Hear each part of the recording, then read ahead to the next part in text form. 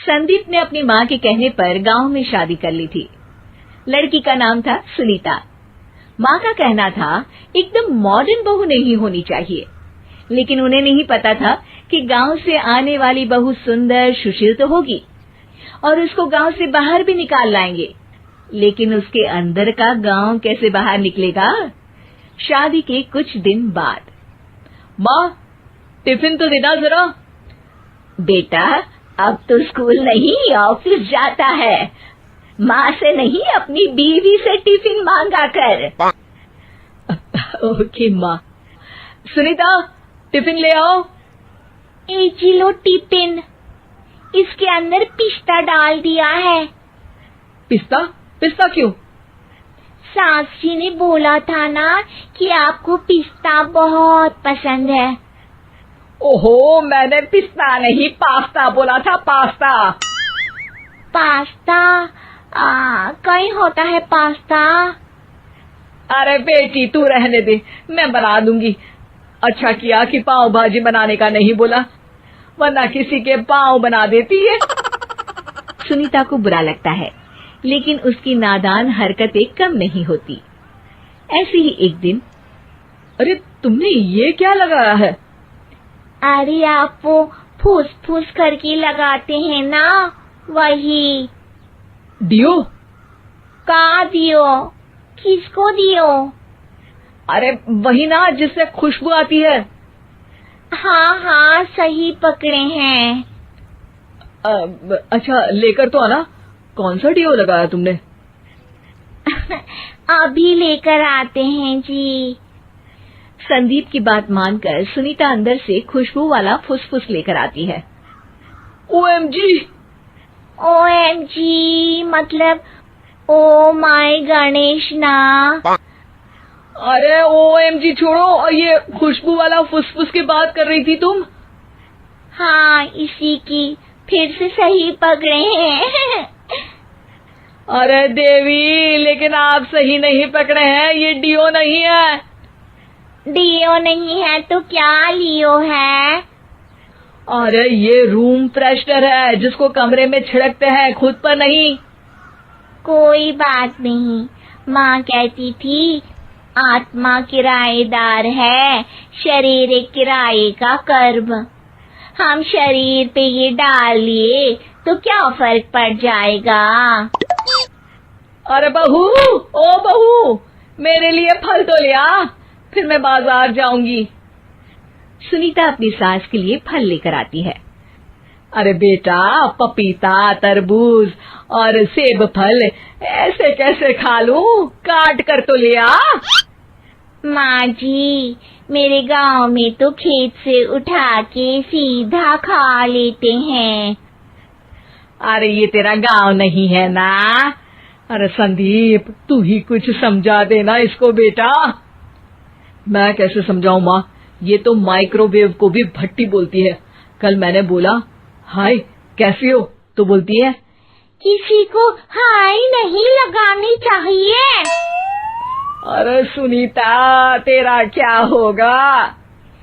अभी तो कैसे बताऊं माँ जी, अभी हम कुछ करेंगे फिर पता चलेगा क्या होगा, लड़का या लड़की। हे भगवान, कहाँ से आ गई है? रामपुर से जी, आप ही तो लेकर आए थे मुझे। अरे मुझे माफ कर दो। पहले कोई गलती तो करिए जी, आपकी तो सारी गलती माफ कर देंगे हम। हाँ अरे बहू, मेरी बात सुन। फल यानी कि फ्रूट जब भी लाए ना तो काट कर लाना, ठीक है? जी ठीक है माँ जी, फल यानी फ्रूट यानी काट के लाऊंगी।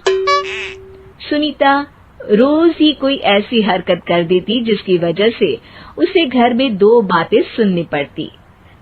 एक दिन, माँ मेरे बॉस घर पर आने वाले हैं शाम को, उनका बर्थडे है, फैमिली साथ नहीं रहती उनके, तो यही पार्टी कर लेंगे।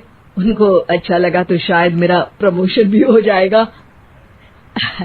मैं ना फ्रूट केक लाकर फ्रिज में रख दूंगी और तेरे साथ आज खाना मैं बनाऊंगी, ताकि जब साहब आए तो खाने में कोई गड़बड़ ना हो। शाम को जब सारी तैयारियां हो जाती है, संदीप के साथ बड़े साहब भी घर आते हैं। फ्रूट केक तो ले आना बहू, फिर खाना खाएंगे।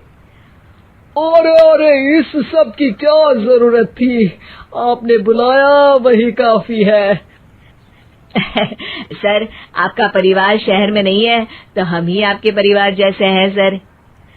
इतने में ही सुनीता फ्रूट केक लेकर आती है और बड़े साहब की टेबल पर रख देती है, और जैसे ही केक के ऊपर का बॉक्स हटाती है, ओह, ये क्या है? केक तो कटा हुआ है। मैं तो ऐसा नहीं लाई थी। आप मुझे शाबाशी दे सकती है माँ जी, मैंने ही केक काट दिया। आपने कहा था ना, फल यानी फ्रूट यानी हमेशा काट के लाना, तो फ्रूट केक भी तो फ्रूट ही है ना, तो मैंने पहले ही काट लिया। हूँ ना मैं समझदार। अरे बहू, ये क्या किया? केक हमेशा वही काटता है जिसका जन्मदिन होता है। तुझे एक बात भी समझ नहीं आती, एक नंबर की बेवकूफ है। पूरा माहौल बिगड़ चुका था। संदीप को लगने लगा था कि साहब उसे प्रमोशन तो दूर की बात है, कहीं डिमोशन ना दे दे, लेकिन साहब बीच में ही बोल पड़ते हैं। अरे कोई बात नहीं, ये इनकी बेवकूफी नहीं है, इनका भोलापन है। बेटा आप कहाँ से हो? रामपुर गांव से। अरे वाह, गांव से? फिर तो आपके गांव में ताजे फल और सब्जियां मिलते होंगे। हाँ, सही पकड़े हैं। हम तो काटते भी नहीं, सीधा खा लेते हैं। मैं ना एक बार तुम्हारे गांव घूमने जरूर चलूंगा। क्यों संदीप, ले चलोगे ना? मुझे गांव घूमना बहुत पसंद है। बस फिर क्या था, संदीप और सास दोनों खुश हो गए, क्योंकि साहब को सुनीता ने गांव की बात करके खुश कर दिया था। अब संदीप का प्रमोशन पक्का था। शिक्षा, कभी भी किसी भी गलती पर घबराना नहीं चाहिए। हो सकता है कि उस गलती की वजह से आगे बड़ा फायदा हो जाए।